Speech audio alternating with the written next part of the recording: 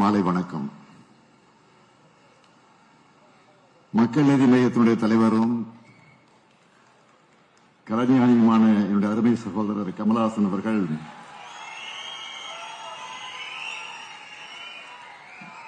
மறவோம் என அவருக்கே உரிய பாணியில்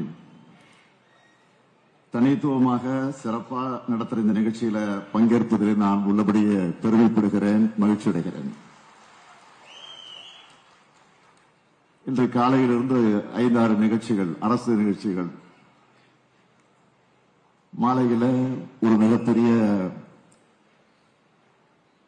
தேர்தல் களத்தில் பணியாற்றக்கூடிய பாக முகவர்களின் மாநாடு, அதைத் தொடர்ந்து இந்த நிகழ்வு. நம்முடைய சகோதரர் கமலஹாசன் அவருடைய அழைப்பை நான் மறுக்க முடியுமா?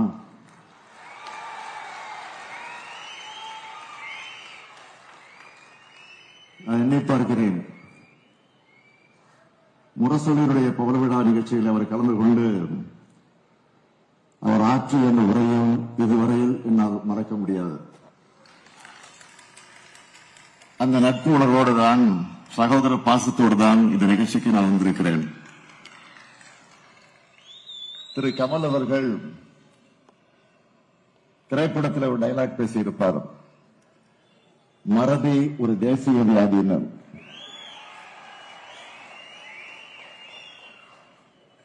அதுபோல காந்தியடிகளையும் மக்கள் மறந்துவிடக்கூடாது என்றுதான்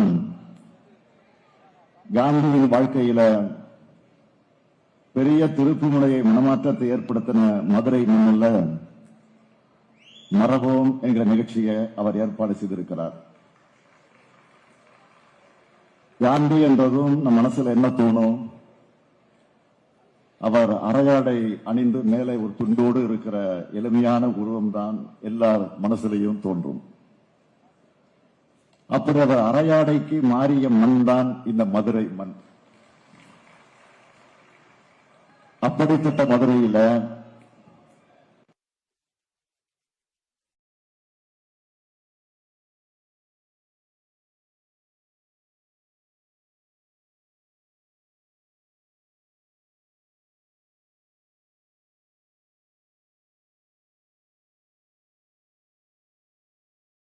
இப்போ நம்முடைய திராவிட மாடல் ஆட்சி அமைஞ்சு இந்த அருங்காட்சியகத்தை புதுப்பிக்கும் பணிகளுக்காக 10 கோடி ரூபாய் செலவில் அந்த பணி நடந்து கொண்டிருப்பதை நீங்கள் பார்த்துக் கொண்டிருக்கிறீர்கள். இந்திய நாட்டில் காந்திக்காக அமைக்கப்பட்ட முதல் அருங்காட்சியகம் இதுதான். அண்ணல் சுடப்பட்ட அணிந்திருந்த ரத்தக்கரை படிந்த வேஷ்டி இங்கேதான் இருக்கு. அவர் பயன்படுத்தின பொருட்கள் எல்லாம் இங்கே இருக்கு. காந்தியடிகளை தமிழர்கள் மறவோம் என்பது அடையாளம் தான் இந்த அருங்காட்சியகம். இந்த நேரத்தை தந்தை பெரியார் அவர்களை நினைச்சு பார்க்கிறேன். அண்ணல் காந்தியினுடைய அடியொற்றி அரசியல் களத்துக்கு வந்தவர் தந்தை பெரியார் அவர்கள்.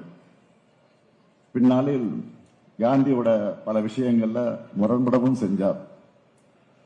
ஆனால் அண்ணல் காந்தியடிகள் ஒரு பயங்கரவாதியால அநியாயமாக சுட்டுக் கொல்லப்பட்டப்போ தந்தை பெரியார் தான் இந்திய நாட்டுக்கு காந்தி தேசம்னு பெயர் சூட்டணும்னு உணர்ச்சி பொங்க பேசினார்.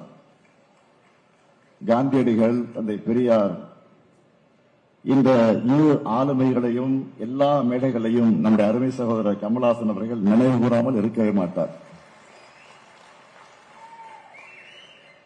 தன்னுடைய தந்தை காந்தியை தொட்டு அவரிடம் காலனா நிதி அளிச்சதா பெருமையோடு அவர் சொல்லி இருக்கிறார். நான் இந்த நிகழ்ச்சி எப்படி பார்க்கிறேன் என்று சொன்னால், தன்னோட ஹேராம் படத்திலையும் காந்தியடிகளை கொல்லணும்னு கிளம்புற ஒரு கதாபாத்திரம் இறுதியில திருந்துவதை காட்டியிருப்பார். வெறுப்பரசியல மூர்க்கமாக திணிக்கிற ஒரு கட்சி, ஒரு கொள்கை ஒன்றியத்தில் ஆளும் காலத்துல காந்தியத்தை நம்ம நாடு இறுக பற்றி கொள்ளணும்னு வலியுறுத்துற நிகழ்வு தான் இந்த நிகழ்வு.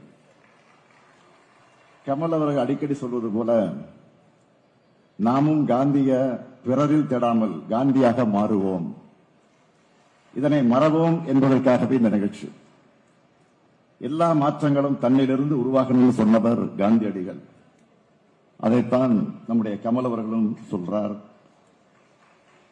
எனக்கு எழுதின கடிதத்தில் கூட இன்றைய இந்தியா உலகம் எதிர்கொள்ளும் முரண்கள், தனிவாழ்வில் ஏற்பட்டிருக்க சவால்கள் ஆகியவை காந்தியாரின் தேவையை முன்னெடுப்பதையும் விட அதிகரிச்சிருக்குன்னு கமல் அவர்கள் குறிப்பிட்டிருந்தார். காந்தியடிகளை மக்களோட மனசிலிருந்து எப்படியாவது அகற்றிட வேண்டும் என்று இன்றைய ஒன்றிய அரசு, பாஜக அரசு திட்டமிட்டு துடிச்சுக்கிட்டு இருக்கு. காந்திய கொள்கைகளை அழிக்கணும்னு என்ற நிலையிலிருந்து இப்ப காந்தி என்கிற பேரே இருக்கக்கூடாதுன்னு என்கிற அந்த இடத்திற்கு அவங்க நகர்ந்திருக்காங்க. அதுக்கு எடுத்துக்காட்டு தான் 100 நாள் வேலை திட்டத்திலிருந்து காந்தியடிகள் பேரை நீக்கினது. அடுத்து கரன்சி நோட்ல இருந்தும் காந்தி படத்தை எடுத்தாலும் எடுத்துருவாங்க. என்னை பொறுத்த வரைக்கும் ஒற்றைத்துவத்துக்கு எதிரானவர் காந்தி, இந்து முஸ்லிம் ஒற்றுமை அடையாளம் காந்தி, மத நல்லிணக்கத்துக்கான மகத்தான மந்திரம் காந்தி, இந்தியா அனைவருக்குமான நாடு என்ற கருத்தியல் தான் காந்தி.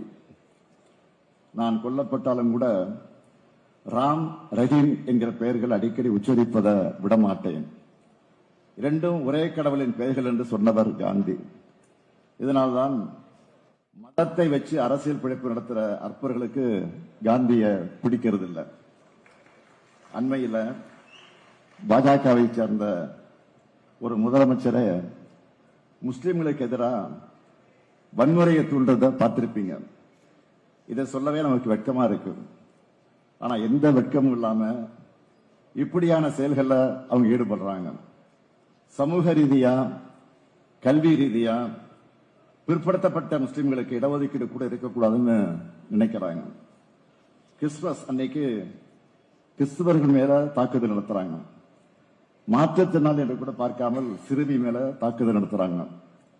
தமிழ்நாட்டில் இப்படியான சம்பவங்கள் அரங்கேற்ற வேண்டும் என்று வெறி பிடிச்சு அலையறாங்க. நம்ம அரசும் உங்களை போன்ற தோழமை கட்சிகளும் இருக்கும் வரை அதை நாங்கள் நடக்க விடவே மாட்டோம். மண்டோ என்ற புகழ்பெற்ற எழுத்தாளர் இந்தியா பாகிஸ்தான் பிரிவினையும் போது நடந்த வன்முறை பார்த்து என்ன சொன்னார் தெரியுமா? முட்டாள்களே, லட்சம் முஸ்லிம்கள் கொல்லப்பட்டனர், லட்சம் இந்துக்கள் கொல்லப்பட்டனர் எழுதாதீங்க, 2 லட்சம் மனிதர்கள் கொல்லப்பட்டனர் என்று எழுதுங்கள்னு மனம் விரும்பி சொன்னார். அவர் சொன்னது சரிதான். மதம் பிடிக்காம மக்களை பக்குவப்படுத்துவதுதான் மதங்களின் வேலை.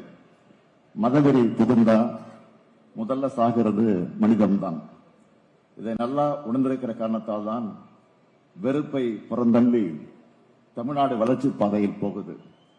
மனிதத்தையும் மனிதர்களையும் அழித்து ஆட்சியை பிடிக்க நினைக்கிற பாஜகவின் பிடியில தமிழ்நாடு சிக்கக்கூடாது.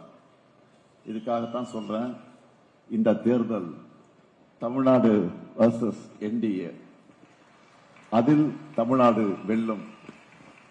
பாஜக வெறுப்பு எஞ்சின்கள் தமிழ்நாட்டுக்கு தேவையே இல்லை. காந்தியடிகளின் மத நல்லிணக்கமும் தந்தை பெரியாரின் பகுத்தறிவு, சமூக நீதி பார்வையும் தான் தமிழ்நாட்டுக்கு தேவை, இந்தியாவுக்கும் தேவை.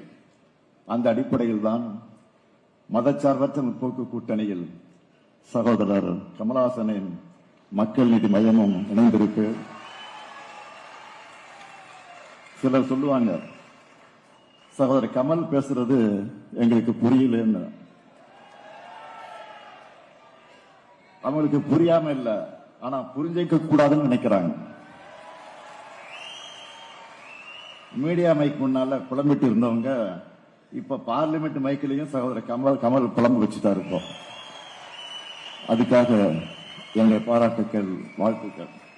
அது மட்டுமல்ல, அவர் தொடங்கின மக்கள் நீதி மையம் 9ஆம் ஆண்டுல அடியெடுத்து வச்சிருக்கக்கூடிய வேளையில